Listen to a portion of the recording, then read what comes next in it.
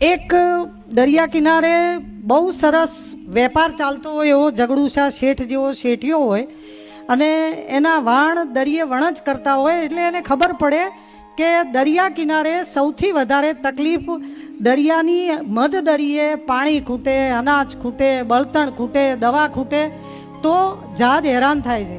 એટલે એમણે એવું નક્કી કર્યું કે હું એક સહારા નામનું જહાજ ફરતું કરીશ અને એ જહાજમાં બધી જ જીવનની રસ્તાની જરૂરી વસ્તુઓ છે.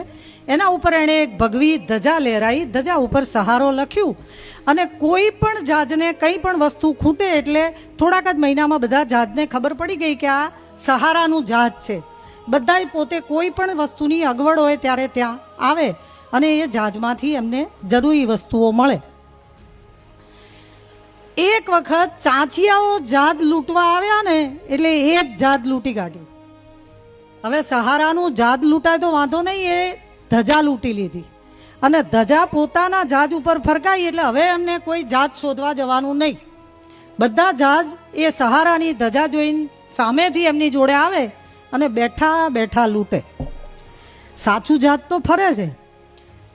જીવન દરિયાએ આ સંસાર સાગરમાં જહાજ લઈને ફરતા આજના આપણા મનુષ્યોની આજે ધર્મ સંસ્થાઓ બાબતે આ જ દશા છે.